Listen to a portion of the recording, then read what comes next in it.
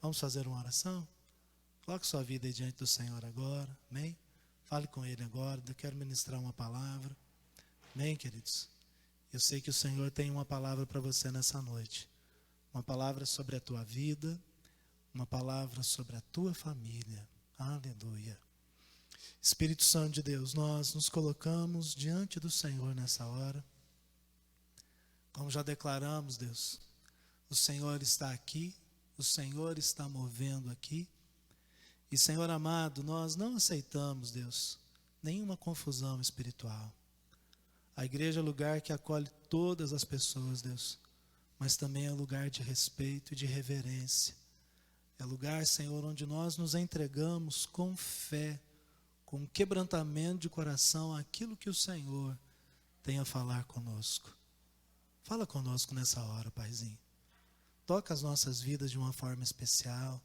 Toca, meu Deus, a minha vida. O Senhor sabe o quanto é desafiador anunciar a palavra, o quanto isso exige, Deus, de todos nós que oramos, preparamos e queremos oferecer ao Senhor e também à igreja, Paizinho, uma mensagem de fé, de esperança e que edifique, Senhor, que desafie a igreja ao crescimento e à mudança. Então, Senhor, seja comigo, pregador da palavra nessa noite. E seja, Senhor, com cada um dos teus filhos e filhas que estão aqui no templo, aqueles e aquelas que porventura, não sei quem nem quantos, estão, Senhor, também acompanhando e cultuando ao Senhor através do culto no lar, da transmissão do culto. Espírito Santo de Deus, seja conosco nessa noite, dirigindo e conduzindo as nossas vidas. É a nossa oração, Paizinho Santo, em nome de Jesus. Amém. Amém, queridos?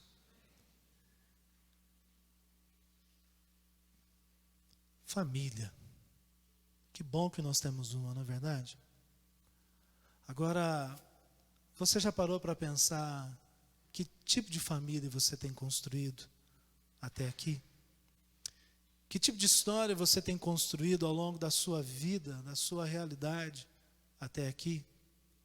Sabe, meus irmãos e minhas irmãs, essa é uma expressão, né? Será que nós temos lutado para construir uma casa? Ou seja, construir uma casa significa ter onde morar, ter o que comer, ter o que vestir? Ou será que além de onde morar, do que vestir, do que comer, será que nós temos construído um lar?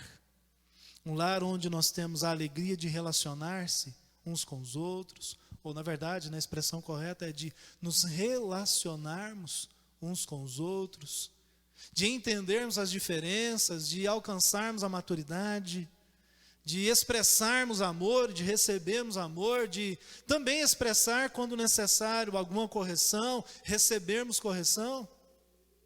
Não importa a condição a qual a nossa família esteja submetida nesse dia ou nesse tempo, todos nós, de alguma forma, precisamos de uma família. Há famílias que infelizmente já passaram pelo divórcio, há pessoas que estão no segundo, talvez alguns até no terceiro relacionamento. Há famílias que infelizmente, eu digo infelizmente porque não é plano de ninguém isso, né, queridos? A gente quando casa, as pessoas quando se casam, elas, pelo menos eu acho que deve ser assim, né? Elas se casam pensando num relacionamento duradouro. Mas há situações que infelizmente elas são tão agressivas, elas são tão terríveis, que infelizmente existem relacionamentos conjugais que não existe cura, gente. Desculpa eu falar assim, parece que eu estou contrariando a Bíblia, mas não, queridos. Há situações que há famílias, casais que tentaram de tudo. Obrigado. Tentaram todas as opções e não foi possível corrigir, mudar. Então houve a opção da separação, e o Deus que nos dá a condição de um recomeço. Não defendo o divórcio, ao contrário, eu sou daqueles que luta até o fim para que um casamento seja restaurado. Mas eu, como pastor há 18 anos, também já percebi que, infelizmente, há muitos relacionamentos que não têm condição de serem curados, e a Bíblia diz que não há cura, não é porque não há remédio, mas é por conta da dureza do nosso coração. Jesus disse isso. Então há famílias de muitos tipos. Famílias que estão recomeçando após um divórcio, famílias que perderam seus entes queridos, enfim, viúvos, viúvas. a órfãos, né? Enfim, que tem essa realidade de vida. Então, nessa noite, queridos, eu quero te desafiar, nessa reflexão, a pensar se nós temos construído uma casa ou um lar. Tem uma frase de um pensador chamado Benjamin Disraeli. Está funcionando aí, Lô? Ah, tá, obrigado. Essa frase desse pensador, né, chamado Benjamin Disraeli, diz assim: nenhum sucesso na vida compensa o fracasso no lar. Hoje é muito comum as pessoas trabalharem muito, tentarem muitas coisas, objetivarem muitas coisas na vida. E, gente, isso é normal, todo mundo tem sonhos. O Beto mencionou aqui uma dinâmica, uma pergunta que a gente fez na célula há alguns dias, e ele falou, né, que a nossa busca tem que ser pela paz. De verdade, essa tem que ser a nossa maior busca, o nosso maior sucesso. Mas há pessoas que acham que ter sucesso é viver numa casa muito confortável, é ter um salário, né, com muitos zeros, e não que eu seja contra essas coisas, ao contrário, muito pelo contrário. Eu acho que se a gente tiver a condição de prosperar e de crescer na vida, nós temos que aproveitar todas as ocasiões que a vida nos proporciona. Mas também é um fato, meus irmãos e minhas irmãs, que infelizmente muitas pessoas são bem-sucedidas na profissão que escolheram, na vida que estão realizando efetivamente, mas são mal-sucedidas em seu lar. É um marido que não honra a esposa, é uma esposa que não honra o marido, são filhos rebeldes, enfim. Isso vai passando as gerações e cada vez mais nós vemos a desagregação, nós vemos os valores se perdendo. Eu acho que essa frase você poderia guardá-la bem no seu coração. E eu também, é claro, todos nós. Nenhum sucesso na vida compensa o fracasso no lar. Quando eu li essa frase, imediatamente me lembrei de um texto da Bíblia e eu pensei, uau, essa frase é uma espécie de um resumo da história ou da mensagem do Salmo 127. Abra sua Bíblia, por favor, no livro dos Salmos. Ainda não, Lô, pode deixar lá um pouquinho. Obrigado, querida. No Salmo 127. Podem permanecer assentados mesmos, como estão. Mas o Salmo 127, olha que salmo lindo. Eu nunca preguei esse salmo. Primeira vez que eu prego esse salmo ao longo da minha vida pastoral. Tem muitos textos que eu nunca preguei, esse era um deles. Salmo 127, a palavra de Deus nos diz assim: se não for o Senhor o construtor da casa, será inútil trabalhar na construção. Se não é o Senhor que vigia a cidade, será inútil a sentinela montar guarda. Será inútil levantar cedo e dormir tarde, trabalhando arduamente por alimento. O Senhor concede o sono àqueles a quem Ele ama. Os filhos são herança do Senhor, uma recompensa que Ele dá. Como flechas nas mãos do guerreiro, são os filhos nascidos na juventude. Como é feliz o homem que tem a sua aljava cheia deles. Não será humilhado quando enfrentar seus inimigos no tribunal. Que texto lindo, né, queridos? Fala a verdade, que texto lindo esse texto do Salmo 127. O dia que o Sandy e a Júnior, que o Sandy e a Júnior casaram, quer dizer, que o Guilherme e a Sandy casarem, eu vou pregar esse texto no seu casamento, viu, Gui? Esse texto vai ser a mensagem do seu casamento, guarda aí no seu coração. Mas hoje eu vou partilhar outra coisa, pode ficar tranquilo também, não vou repetir a mensagem não.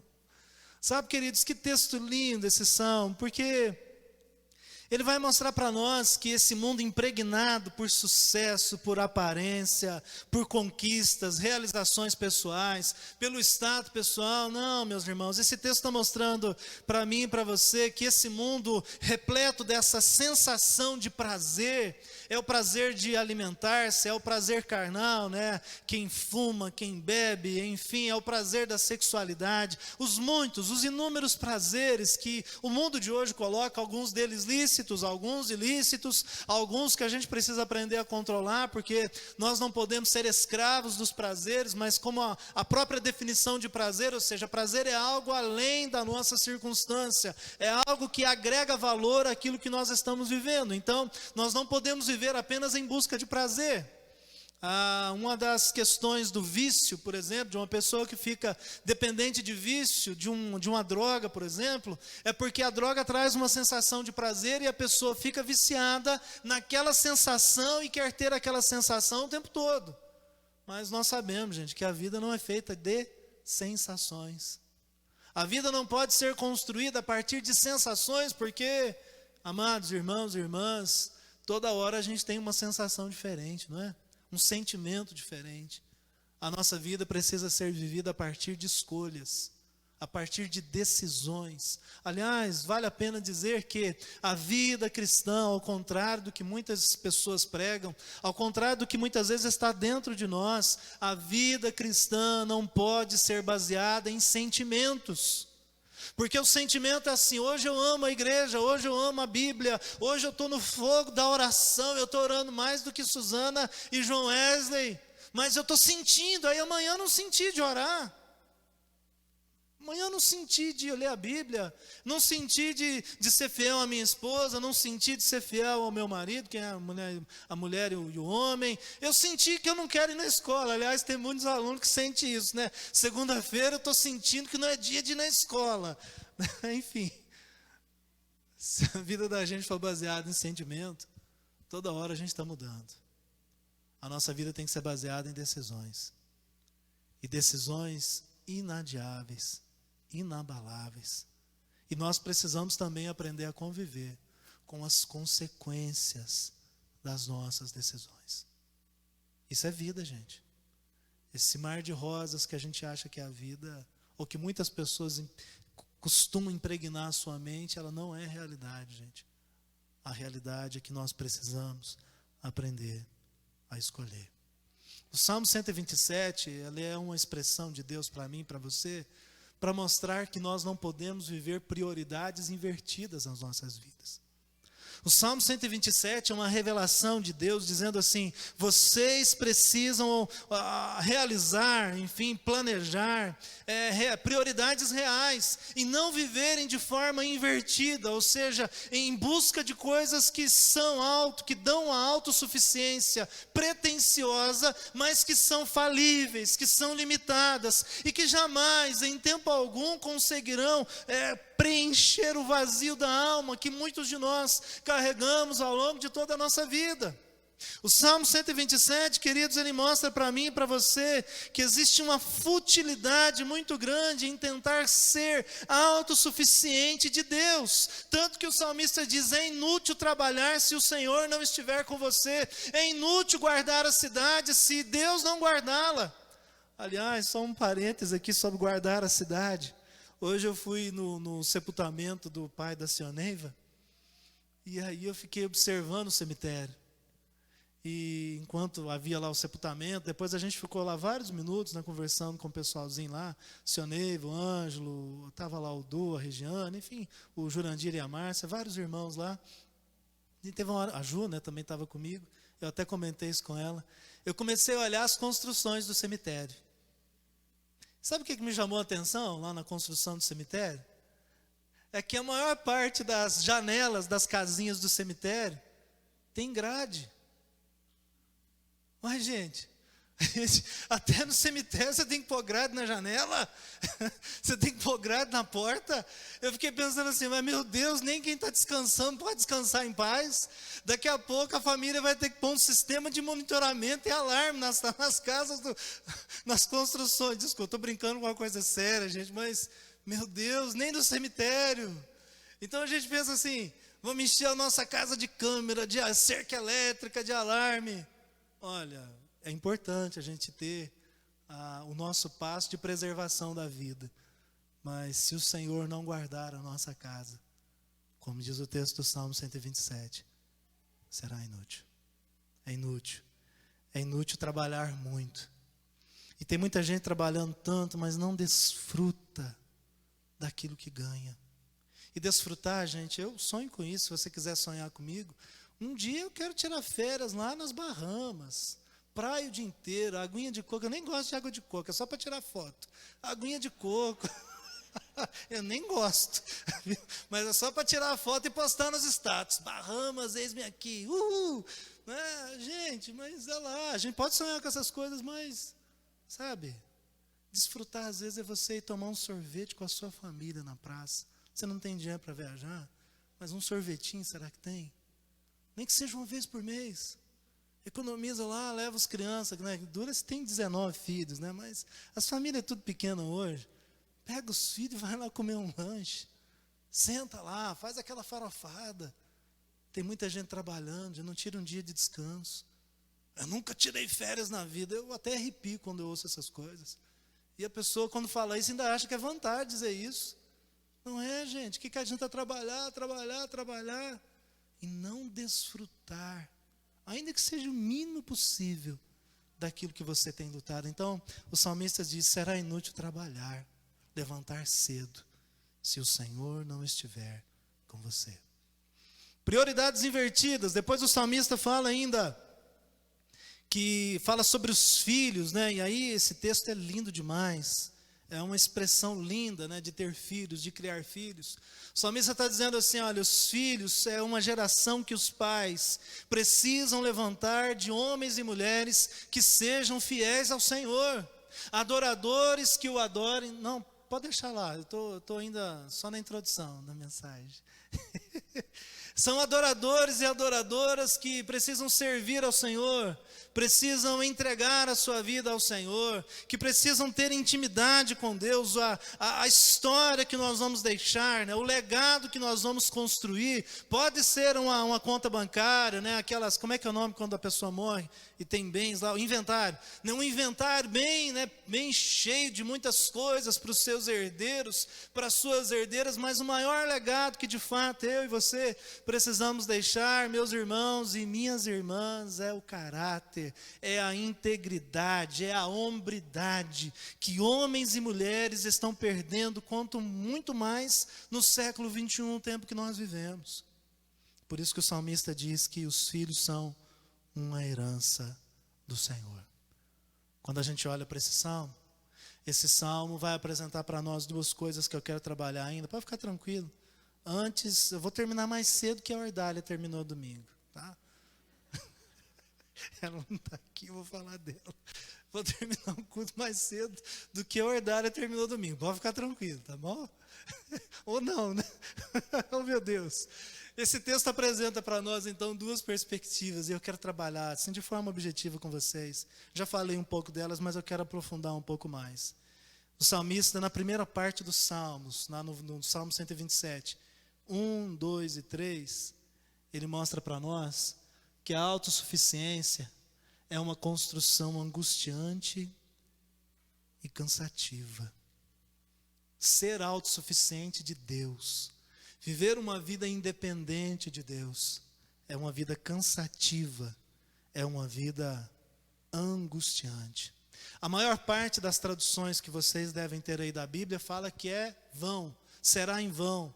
A expressão será em vão significa será inútil. O texto lá de Eclesiastes, o escritor de Eclesiastes, ele usa aquela expressão muito forte, ele diz assim, isso aí é a vaidade das vaidades, é correr atrás do vento. Você sabe que para aproveitar a força do vento, nós temos que correr contra o vento. Sim ou não? Correr atrás do vento significa simplesmente perder tempo. Se você vai soltar pipa, o que você tem que fazer? Correr a favor ou contra o vento? Alguém já soltou pipa aqui nesse mundo, nessa vida? Pipa, papagaio, eu não sei como é que é o nome que vocês dão aqui, estrelinha, rainha, sei lá, tem vários nomes no Brasil inteiro. Tem que correr contra o vento. Porque quando a gente corre atrás do vento, é canseira, é perda de tempo. O salmista então nos está mostrando para mim e para você, meus irmãos e minhas irmãs, que existem coisas muito inúteis nessa vida, e a inutilidade da autossuficiência de Deus tem gerado pecado. Tiago, capítulo 1, versículo 15, se você quiser confirmar, diz assim, o pecado, uma vez consumado, dá à luz e gera a morte. Tem muitas pessoas vivendo a morte em suas vidas familiares, na sua vida pessoal, enfim, na vida comunitária, porque meu irmão e minha irmã têm construído uma vida baseada na inutilidade da história do mundo que nós vivemos. Construir uma casa sem a presença de Deus é inútil, no sentido de que pessoas podem até estar ali, mas são infelizes, são incompletas, não conseguem se autorrealizar na comunhão, na partilha da vida, na partilha dos sonhos, na partilha das histórias. É inútil trabalhar todos os dias, acordar de madrugada, acordar 3 da manhã, 4 da manhã, trabalhar até 8, 9 horas da noite. Tem gente que é doente pelo trabalho. Os americanos têm uma expressão que fala dos loucos por trabalho, né, que se diz assim, workaholic, o sujeito que é louco pelo trabalho, trabalha. Não estou dizendo que não precisa trabalhar, pelo amor de Jesus. O pastor diz que ninguém precisa trabalhar mais, agora é sombra e água fresca. Não. Eu estou dizendo que a gente precisa encontrar um equilíbrio. Você vive para trabalhar ou trabalha para viver? Você vive, vou fazer a mesma pergunta. Você vive para trabalhar ou trabalha para viver? Tem diferença? Você consegue entender a diferença? Sim ou não? Aí não precisa responder para mim, responda a si mesmo. Você vive para trabalhar ou trabalha para viver? Autossuficiência, queridos. Construir uma casa não é uma coisa fácil. Construir um abrigo para a família, levantar paredes, colocar móveis, enfim, construir um ambiente para a família é algo penoso, é algo custoso, demanda muito tempo. Construir um lar, porque aí o lar fala da relação afetiva, harmoniosa, relação de amizade. Construir um lar é uma realidade muito mais difícil ainda.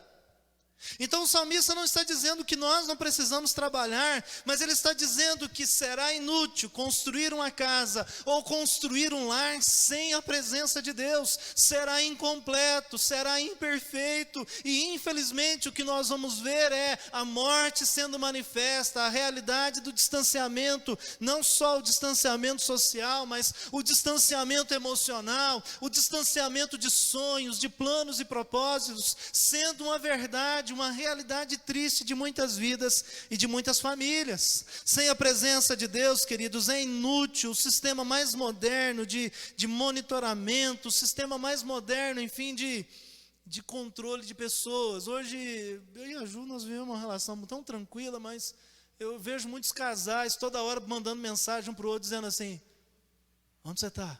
Onde você está? Se fosse lá em Minas. Onde eu estou? Onde você está? O que você está fazendo? Que hora que você vai chegar em casa? Tem uns que colocam até aplicativo de celular para controlar onde o outro está. Oh, pelo amor de Deus, casamento não é prisão não, gente. Presta atenção. Casamento não é prisão.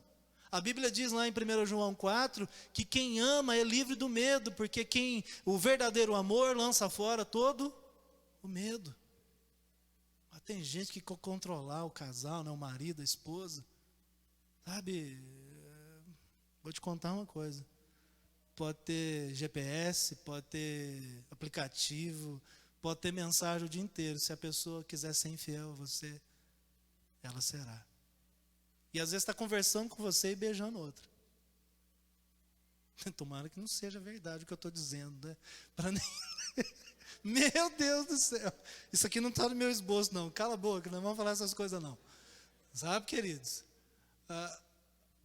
É inútil, gente. Agora, quem tem uma aliança, e muitos casais eu sei que tem uma aliança, não aliança só o anel, mas uma aliança de vida, de cumplicidade, de amizade, de fidelidade. Venha tempo de aflição, de fome, venham tempos de doença, venham o que for. As tentações mais terríveis, né? Aquele cara fortão que, né?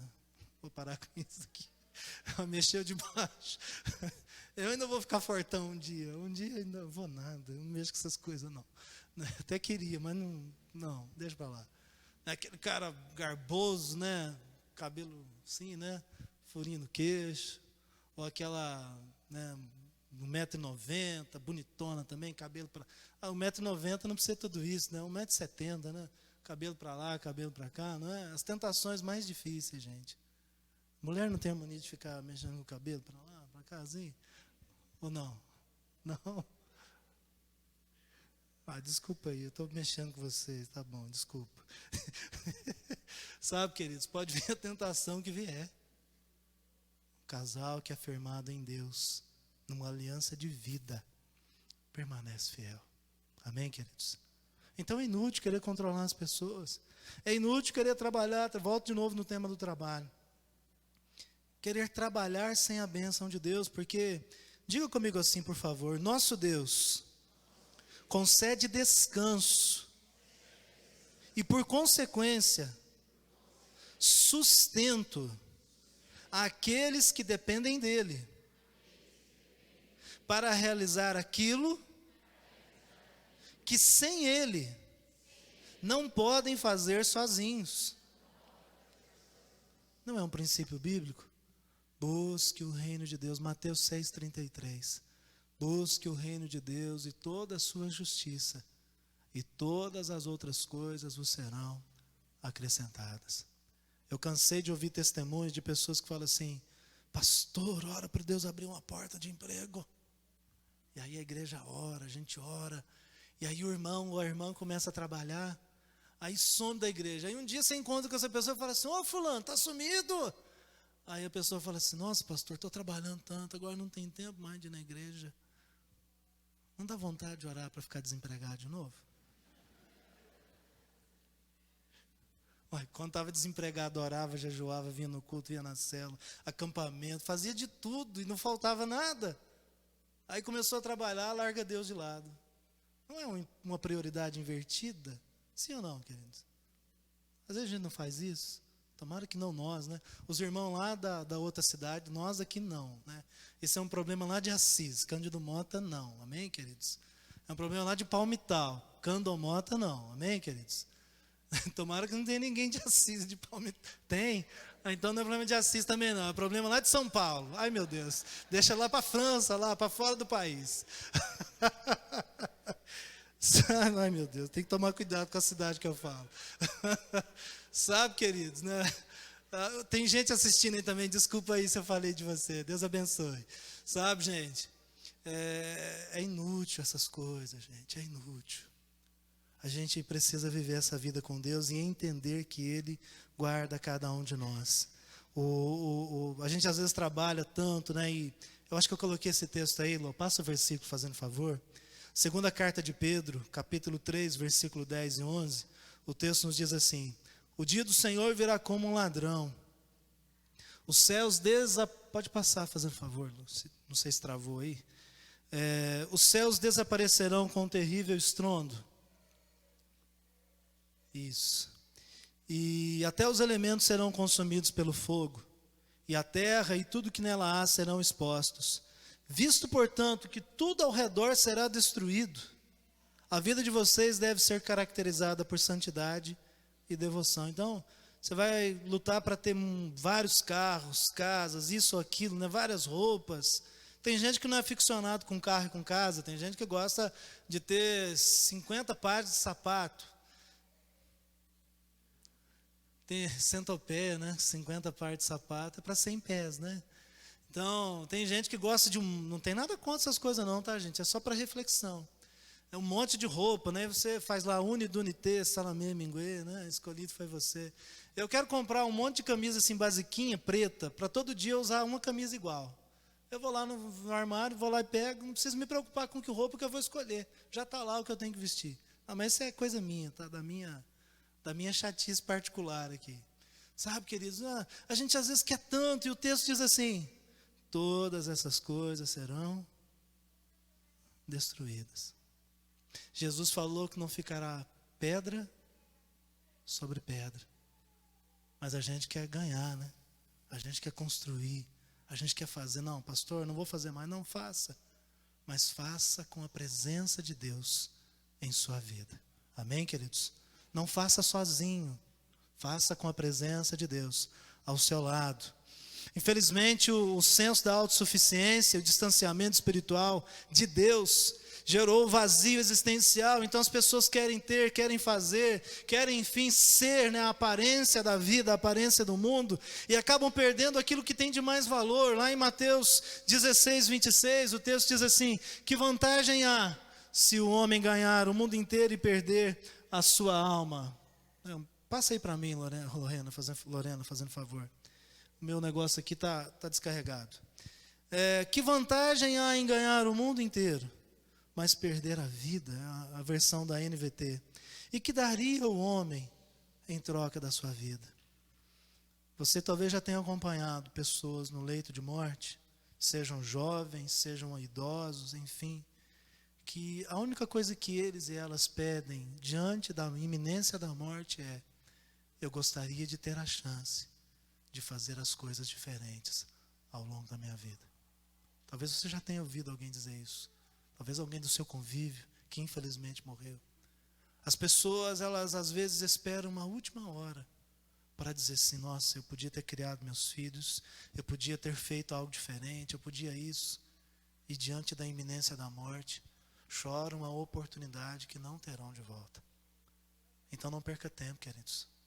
Faça isso todo dia. Que proveita um homem ganhar o mundo inteiro e perder a sua vida. É inútil, gente. É inútil, de acordo com o Salmo 127. Amém, igreja? Mas deixa eu trabalhar uma segunda parte desse texto para a gente caminhar daqui a pouco para um tempo de oração.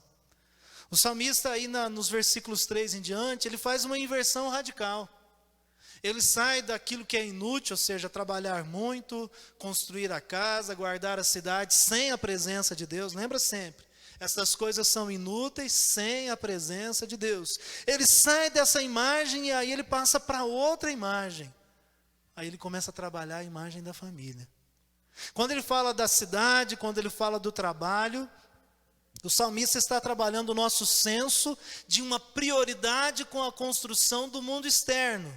Ou seja, as nossas prioridades com Deus precisam ser reais, precisam ser vivas, precisam ser intensas. Então ele fala do trabalho, ele fala da construção, ele fala da proteção. E agora ele volta à imagem, ele muda completamente o rumo dessa prosa, né, dessa conversa, e fala assim: agora olha para dentro da sua casa. Os filhos são herança do Senhor. Aí ele vai trabalhar agora a realidade interna, íntima da família. E aí a gente aprende que a família é bênção do Senhor, é o presente da graça de Deus. Quando o salmista começa a apresentar a expressão dos filhos, e aqui fica um alerta, gente, a gente sabe que há casais que optaram por não ter filhos, há casais que fisicamente não podem gerar filhos por conta de algum problema genético, e enfim, é uma opção do mundo de hoje. Há opções, né, de vida hoje. E o texto vai trabalhar que ter filho, que ter filhos é uma bênção. Hoje existe inclusive a possibilidade da adoção. Eu não sei, eu sei que o processo é bem moroso, enfim, envolve muitas, enfim, várias questões, mas para quem não pode ter filhos, né, existe até a possibilidade de adoção hoje, sermos pais, né? Para quem não quer adotar alguém, a gente pode inclusive ser pai e mãe espiritual de alguém, de uma adolescente, de uma criança da igreja, uma criança, né, da realidade da nossa família, que a gente pode trazer para perto e influenciar. Porque quando esse texto trabalha agora a intimidade da casa, esse texto está dizendo assim: as crianças, os filhos e as filhas precisam de influência. Os filhos são bênção, mas eles precisam de uma influência positiva em suas vidas. As influências hoje de muitas crianças é o jogador de futebol, como o Neymar da vida. Aqueles youtubers famosos lá, como é que é aquele que deu vários, não sei o que, Neto? Ixi, é Felipe ou é Lucas? Eu realmente não sei. Eu sei o sobrenome, mas é um desses caboclos aí, né? Hã? Parece que um desses rapazes aí, ele Não tem nada contra, né? Mas também não tem favor. Ele encheu uma piscina de Nutella. É esse? E aí ele mergulhou. Gente, já viu o preço de um potinho de Nutella? Você vai encher uma banheira de Nutella e vai mergulhar num banheiro de Nutella. Qual que é a lógica disso? Enfim, deixa para lá, não quero trabalhar isso não. Não quero nem pensar nisso. Se eu pulasse numa banheira de Nutella, eu ia pular de boca aberta, né? E com um pedaço de pão para comer com a Nutella ali depois. Sabe, queridos, olha o tipo de influência que os meninos de hoje têm, que esses adolescentes têm. Antigamente eu olhava para os meus professores, eu estudei História, Universidade Federal de Uberlândia, porque eu tive uma professora fantástica de História, do 5º ao 8º ano, que é a dona Geralda. Aquela mulher dava, acho que eu já até citei isso aqui um dia, aquela professora dava uma aula de História, e a aula da professora me marcou tanto que na minha fase de adolescência, eu, inspirado nela, decidi fazer uma faculdade de História. Esses meninos adolescentes olham para mim hoje, né? Como eu olhava para minha professora, mas não veem mais a mim, ou muitos de vocês, como um exemplo e como referência. E não é porque a gente faz coisa errada, é porque existe uma prioridade invertida. O legal é o sujeito que mergulha numa banheira de Nutella. O exemplo que essa geração quer para a sua vida é o Neymar com aqueles cortes de cabelo bonito, com a vida devassa, com a vida sem nenhuma realidade de compromisso, nem com a própria profissão que ele escolheu, porque ele poderia ser o melhor jogador de futebol do mundo na atualidade e nunca será, porque ele não tem compromisso e dedicação naquilo que ele escolheu como realidade de sua vida. Mas esses são os exemplos de hoje. Eu olhava para meus pastores, o pastor Adonias, que é o nosso bispo, a pastora Janice, o pastor Márcio Aurélio, que vocês não conhecem. Ele hoje é um psicanalista, ele nem é pastor mais, ele não está no ministério, mora em Campinas. Mas eu olhava para eles e dizia assim, uau, eu quero ser pastor igual a esses aí. Pastor Adonias, aquela carequinha, né, ele usava bigode, ai, não posso falar isso. Era lindo, meu pastor. Deu tempo de mudar. Não, aquele bigode, bispo Adonias, se de repente o senhor passar os olhos aí na transmissão, não era bonito não, gente. Mas ainda assim, né, eu olhava para ele e falava, uau, eu quero ser pastor igual o pastor Adonias. Havia admiração. Agora hoje o legal é quem vive prioridade invertida. O exemplo é quem faz tudo errado. É vida fácil, né? Por que tem um lema aí que a gente vê nos muros aí, vida louca? O que é vida louca, gente?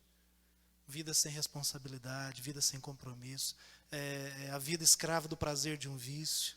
Isso é vida louca. Jovens que querem provar o mundo, dizem assim, eu preciso provar o mundo. Você quer provar o inferno para quê?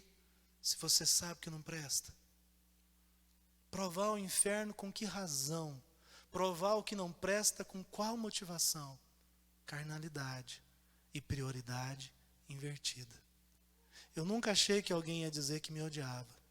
E um dia desses, eu fiquei sabendo que uma adolescente falou para a mãe dizendo assim, eu odeio o pastor Luciano. Eu falei, mas por quê? A gente conversando, eu e a família, né? Essa pessoa falou assim, não sei por quê. A menina respondeu para a mãe, eu não sei por quê. E eu falei, não, eu sei por quê. É porque a gente fala contra coisas que os jovens querem fazer. É porque a gente dá exemplo de como a vida pode ser diferente das escolhas que esses jovens de hoje, com todo carinho eu falo isso, eu passei por essa fase. E aí é quando a gente contraria, ao invés da gente ser exemplo, a gente passa a ser odiado. E não pense você que seus filhos muitas vezes olham para você, quando você está chamando a atenção deles, e dizem assim, nossa, como eu amo meu pai. Obrigado, pai, por essa... Aleluia, mamãe, obrigado, aleluia, aquele abraço. Hashtag, tamo junto, só que não. Gente, mas não quer dizer que nós precisamos ou vamos desistir de continuar fazendo bem e lutando para o bem das pessoas. Família precisa ter prioridades ordenadas, não prioridades invertidas. Família é bênção quando nós temos um propósito. quando nós temos um senso de existência. Sabe, meus irmãos e minhas irmãs, o salmista entra numa parte do texto em que ele fala que os filhos são flecha. Olha que coisa linda, eu vou dar uma adiantada aqui, porque eu vi que a hora já está bem avançada. E quando o salmista começa a trabalhar, então, esse contexto dos filhos como flecha, ele está dizendo assim, a dedicação ao trabalho é para que a sua família viva em paz. Porque o casal, a família, né, deixa eu ampliar um pouco o diálogo.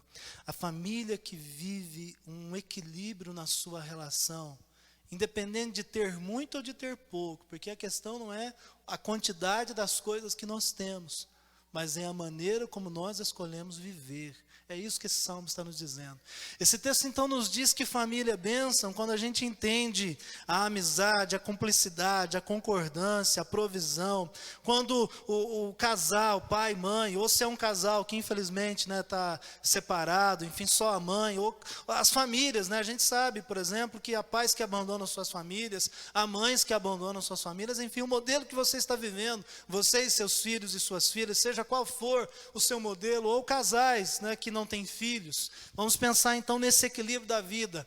Esse salmo está dizendo então para nós que onde há concordância, cumplicidade, amizade, existe uma prioridade que é direcionada para o bem, para a construção daquilo que efetivamente vai gerar paz, vai gerar mudança, transformação, vai gerar, queridos irmãos e minhas irmãs, a possibilidade de uma vida melhor, a possibilidade de errarmos menos e acertarmos mais.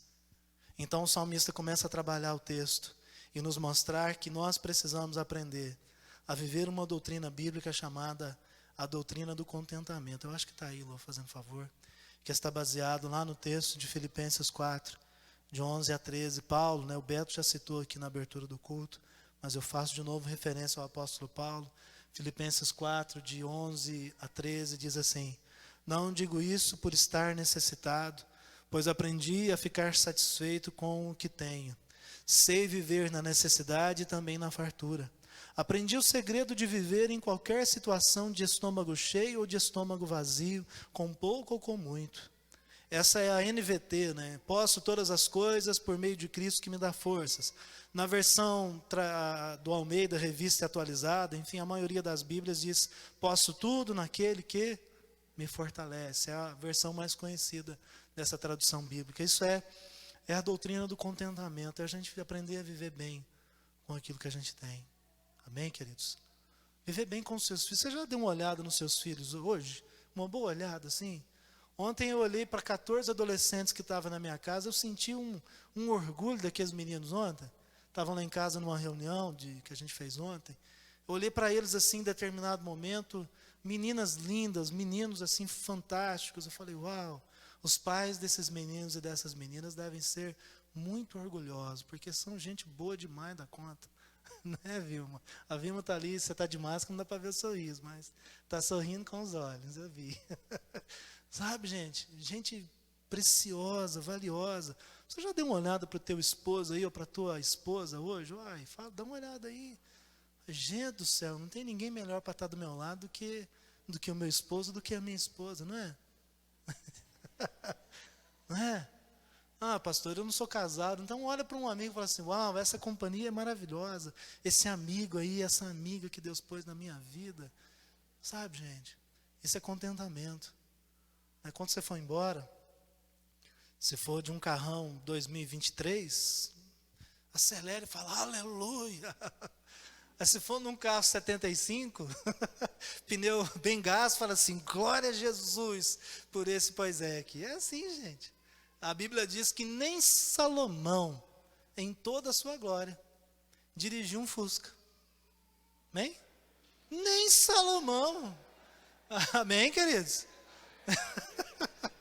Não, o Fusca foi inclusão minha, é apócrifo.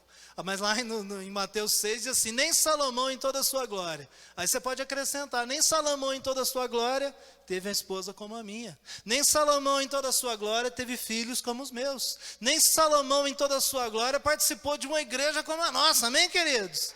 Oh, glória, aleluia. Sabe, isso é contentamento, gente. A gente viver em paz com aquilo que a gente tem. E aí, né, ele entra na parte das flechas, eu vou falar um pouquinho delas. E aí, na verdade, não é das flechas, né? Ela entra na parte dos filhos. Ele dá 6 características dos filhos e das filhas. Ele diz que os filhos são herança e fruto. Herança e fruto dá a dimensão da segurança, da permanência, da continuidade.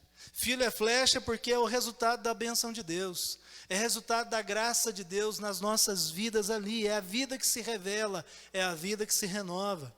O texto do Salmo, o salmista continua dizendo, filho é recompensa, filho é galardão. E galardão, gente, é prêmio que a gente recebe através de um trabalho de dedicação e fidelidade. É muito comum as empresas hoje terem lá os PPRs, né, o Prêmio de Participação de Produção. Não é isso? PPR? Hã? É, prêmio de participação da produção da empresa. Aí divide os lucros, não é? Mas esse é um prêmio que a empresa, em tese, né, ela divide com os seus colaboradores quando ela alcança as suas metas. Então, a empresa comprometida, todo mundo trabalha para alcançar as metas, e aí, uma vez no ano, é feita, então, essa divisão. Lá, quando a minha mãe trabalhava na Sadia, era no mês de março. A gente ficava todo ano esperando o PPR da Dona Maria. Gente, era época de festa, porque era algo além do que estava acostumado, né? Era um 14º salário e a gente aproveitava, né? Era uma época muito boa para nós. A minha mãe fez muita coisa com esses PPRs que ela recebeu ao longo de 30 anos de trabalho, 33 anos de trabalho na Sadia, né? Lá na empresa que ela trabalhou. Então, galardão é recompensa por trabalho e dedicação. Seus filhos são galardão, gente. A família é galardão, é prêmio, é recompensa, não é peso, não é tormento. Família é galardão, é prêmio de Deus para mim e para você. Amém, queridos? O texto fala que os filhos são flechas, e aí isso aqui, eu queria pregar uma mensagem inteira sobre as flechas, mas vou falar um pouquinho só para a gente orar. Flecha é um instrumento de defesa contra o inimigo. E na antiguidade, flecha também era instrumento de caça, não é? Os caçadores usavam as flechas para pegarem as suas presas, para se alimentarem. Então, o que a gente aprende? Que tanto na defesa quanto no ataque, no sentido de busca de alimento, a flecha precisa ser direcionada. Porque uma flecha usada de forma errada vai gerar mais mal do que bem. Quando o salmista diz, os filhos são flechas, ele está dizendo assim, vocês precisam atirar do jeito certo, vocês precisam modelar estas flechas, ou seja, dar a forma, a direção, a preparação de forma correta. O salmista diz assim, feliz é o homem que enche deles a sua aljava. Uma aljava era a bolsinha onde eram colocadas as flechas. Na antiguidade, né, nos tempos antigos, havia aljavas de sete lugares. Então ele está dizendo assim, feliz é o homem que tem 7 filhos, ou de 12, né? Feliz é o homem, podia ser 12 lugares de flecha. Feliz é o homem que tem 12 filhos. A sua aljava talvez tenha 1, talvez você tenha só 1, talvez você tenha 12. Então Deus está dizendo assim, feliz é o homem e a mulher, ou seja, bem-aventurado é aquele que cuida bem das suas flechas. Porque, meu irmão e minha irmã, uma flecha sem rumo, frequentemente pode se voltar, ferindo a pessoa que atirou. Atira uma flecha para o alto e fica parado para você ver o que vai acontecer. Ela vai subir e ela vai descer. E ela vai descer no ponto de onde ela foi lançada. Quando a gente atira do jeito errado, nós nos ferimos. Por isso, pai, mãe, filho é flecha. Dá a direção correta para a vida do teu filho, para a vida da tua filha. Amém, queridos? Em nome de Jesus. Filhos são bênção. É a representação da imagem de Deus. Está lá no versículo 5. E eu vou encerrar dizendo, filhos e filhas são o exemplo do caráter dos pais. O salmista encerra o texto dizendo assim, quando o inimigo pleitear a sua porta, os seus filhos estarão com você. O que a gente entende disso, gente? Os filhos são uma defesa de Deus contra a solidão, um auxílio em dias de dificuldade e um socorro na nossa velhice. Vai chegar um tempo, e a Márcia até compartilhou isso comigo hoje, eu fiquei ouvindo e só recebendo porque estava confirmando algumas coisas que eu tinha pensado em falar aqui. A Márcia e o Jurandir, né, a família tem cuidado da dona Jandira. Aí a Márcia compartilhou um pouquinho do que é cuidar de uma pessoa idosa que precisa de cuidados, enfim, que precisa de acompanhamento. Se a dona Jandira não tivesse filhos, quem cuidaria dela? Está vendo a importância, queridos, da gente ter uma família? Noite passada, eu acho que eu nunca tinha sonhado com meu avô. Eu amo meu avô Gaspar. E de sexta para sábado, não foi na noite passada, foi de sexta para sábado, eu sonhei com meu avô. Chapeuzinho, ele usava umas camisas bonitas, meu avô era sempre um sujeito bem elegante, bengalinha, o cheiro, né? Lembra que eu sempre falo do perfume do meu avô? No sonho eu até senti o cheiro do meu avô. E ele estava batendo na porta para ir me visitar. Eu falei, ai, que sonho gostoso. Lembrei do meu avô, sabe? E eu me lembrei dele de uma forma gostosa. Porque no final da vida dele, a minha tia, a minha mãe, enfim, os filhos, né, cuidaram dele até o último suspiro de vida. Fizeram tudo para que ele tivesse qualidade de vida até o final. Faleceu aos 96 anos, comendo carne de porco e brigando com a minha tia para fazer arroz e feijão na banha do porco. Mas Deus o livre, gente, ninguém aguenta isso não. Tem gente que gosta, mas morreu. Talvez se ele não comesse tanta banha de porco, ele estava vivo até hoje. Não, já era o tempo dele. Era o tempo que o Senhor tinha para a vida dele. Sabe, queridos, filhos são exemplo do caráter dos pais, porque filho é presença constante na nossa história. Diz o texto que uma mãe pode cuidar de 19 filhos, mas às vezes 19 filhos não cuidam de uma mãe. Mas nós precisamos mudar essa história. Isso não pode ser realidade para mim e nem para você. Amém, queridos? O que a gente pode fechar, então, de tudo isso que nós partilhamos hoje? O que nós podemos entender, né, de tudo que foi partilhado até aqui? Em primeiro lugar, família é o tesouro mais valioso que Deus nos deu. Família é o bem mais precioso que nós temos. Faz um quadrinho desse aí, põe lá na entrada da sua casa. Família é o meu bem mais precioso. Olha para ele todo dia e fala assim, uau, meus filhos são maravilhosos. Mesmo quando eles deixam a louça suja na pia. Aleluia. Enfim, né? O seu esposo, a sua esposa. Eu tenho uma foto, né, do Gustavo e da Sara, né, pequenininho na minha carteira. As coisas que só pai faz, né? Palhaço demais, né? Mas desde pequenininho ainda, aí eu olho e falo assim, uau, mas os meus filhos eram demais, né? A foto, né, que a gente põe lá no celular, a minha foto é da Ju. Eu sempre olho para ela. Falo, quando eu olho no meu celular, está a Ju ali no meu celular, o tempo todo, olhando, falo assim, uau, obrigado, Jesus, pela esposa que o Senhor me deu. E, Senhor, cuida da vida dela, porque ela orou pouco, ela devia ter um marido melhor, né? Mas, enfim, ela orou pouco, Deus deu a mim para ela, então agora ela tem que aprender a mim para ela. Ai, estrangulei a língua portuguesa agora. Matei a língua portuguesa agora. Enfim, ela tem que aprender a conviver bem com aquilo que Deus deu para ela. Família é bem precioso, bem coraçãozinho. Sabe, queridos, faz isso, valoriza a sua casa. Valoriza. Amém, queridos? Ontem um casal deixou um dos meninos lá em casa, não vou citar o nome não, e aí eles falaram, estavam sozinhos o casal, eu falei assim, isso, aproveita agora só o casal, vocês têm aí 2 horas para aproveitar e vão passear, e eles já iam mesmo, né? Eu só incentivei, falei, aproveita bem essas 2 horas, né? Porque o casal às vezes não tem tempo para ficar sozinho, né, gente? Às vezes é filho o tempo todo, é trabalho o tempo todo, não tem que aproveitar. A gente tem que aproveitar e desfrutar disso. Uma segunda questão, né? Meu Deus, eu vou terminar junto com a Ordália mesmo. Eu queria terminar mais cedo. Mas estou terminando, gente. É sério, tá? A gente orar. Uma segunda coisa que a gente aprende do Salmo 127. Uma lição para a gente levar do culto hoje. Todos e todas devem investir... Pode passá-lo, obrigado. Todos e todas devem investir tempo na construção de uma influência positiva sobre a próxima geração. Influencia. Porque se você não fizer isso, alguém vai fazer. E pode ser uma influência ruim. Influencia aqueles que estão ao seu redor. Teus filhos, teus sobrinhos, teus netos, enfim, teus vizinhos. Influencia, gente, em nome de Jesus. E em terceiro lugar, devemos equilibrar o trabalho e aproveitar a vida com a nossa família. Que tal essa semana, ou semana que vem, o dia que for possível, não posso dar uma data, mas que tal assim que possível, o mais rapidamente possível, você separar um dia e ir almoçar num lugar especial com a sua família, que tal? Já pensou? Vamos jantar fora. Aí você monta a mesa do lado de fora da casa. Não é isso não. Aproveita, sabe?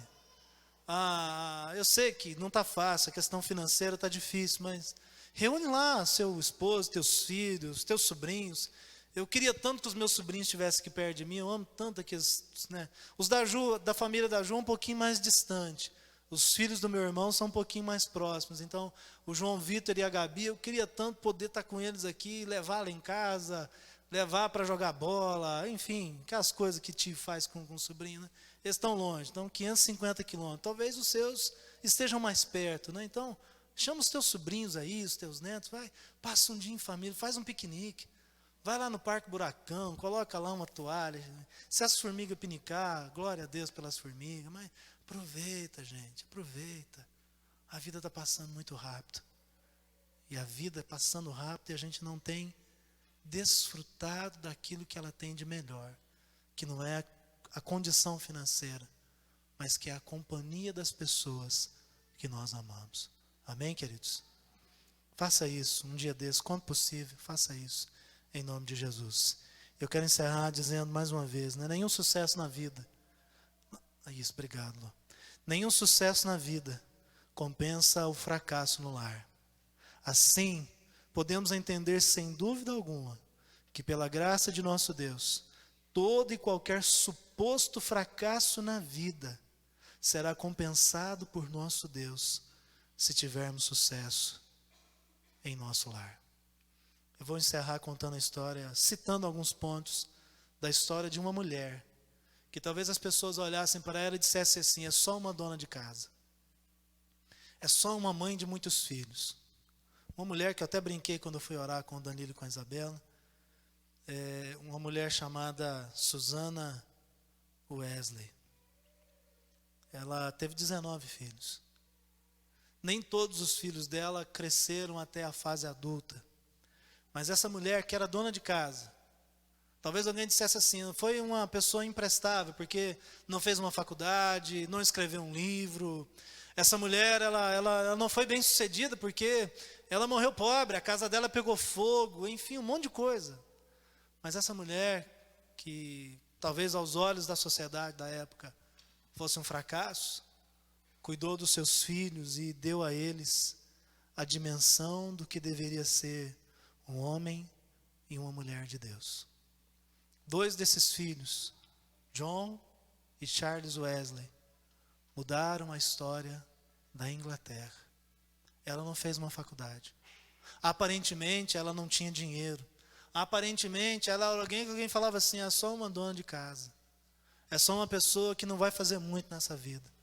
Mas aquilo que era um aparente fracasso aos olhos da sociedade, foi um sucesso diante de Deus, porque ela preparou os seus filhos para fazerem a diferença na vida e no mundo. John Wesley e Charles Wesley mudaram a história de um país, a Inglaterra, no período em que viveram. Então, meu irmão e minha irmã, ainda que você não tenha muito dinheiro, ainda que você não tenha coisas maravilhosas, ainda que a gente nunca faça aquela caravana Bahamas, aí vou eu, mas se você cuidar bem do patrimônio que Deus te deu, que é a sua família, você será bem sucedido e abençoado, porque a bênção de Deus estará sobre você.